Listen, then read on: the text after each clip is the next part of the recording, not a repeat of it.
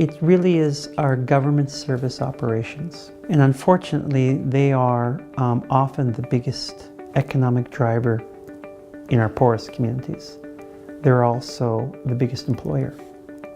And they're also our biggest headaches. And the reason is because there's relatively limited dollars in there, and you're working by trying to serve 2-3 masters, including the government funders, your elected leaders, and your community members. A big problem is that you're also having to serve your own family members. How do you say your no to your aunt who's coming in looking for funding or services? And over time, the operations can become unhealthy. And I really think we should start looking at the high degree of sickness that's coming from the politics of band office operations.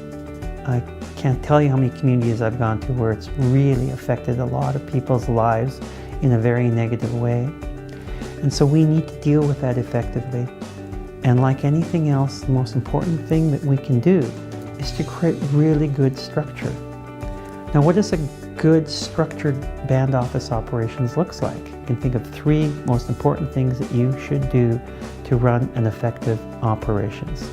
Most important thing you need is a really good senior management team. That includes your band manager, your finance officer, and your frontline administrative assistant. Like I've done anywhere, you give me a good senior manager, a good finance person, a good executive assistant, I can get some good work done. Next thing you need to do is you need to be able to go out and find sources of funds that aren't normally there. So you need good proposal writers, good people who can find those types of resources and start bringing them in. To do that, you also need to be able to treat your funders well. I don't know why, but a lot of our communities think they can slap their funders in the head and put their hand out for money with the other hand. It's just crazy. Develop a really strong partnership with your funders. Treat them well. You want your funder to be good with you? Know what their needs are and meet those needs. Doesn't mean you have to compromise on your needs. You can meet both needs and do well. If you do that kind of approach with them, then you'll start bringing in more money. And then finally, with the programming and services that you're delivering, you need to be really smart and creative on how to do that. I don't know how many times I've gone into communities, they've put lots of money into programming and nobody shows up. Nobody got anything out of it. It's because people haven't been able to understand what drives communities, what wants they have and how they want it delivered to them. And if you can start getting creative and smart with that, you can do a lot with a little money. Or you can do what some others do, spend a lot of money and get very little. So you can get good programming going, then you'll start being able to do well with that. When you go into any band office, you'll see very similar programs.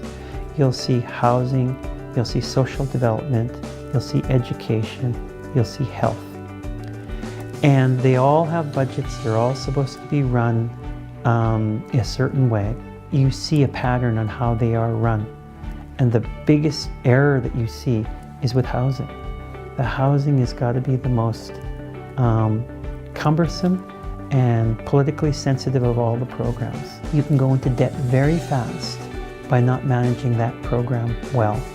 And there are ways that you can address that to ensure that you're doing it well. Social development is another challenging one. You're dealing with the people who are in the toughest situation.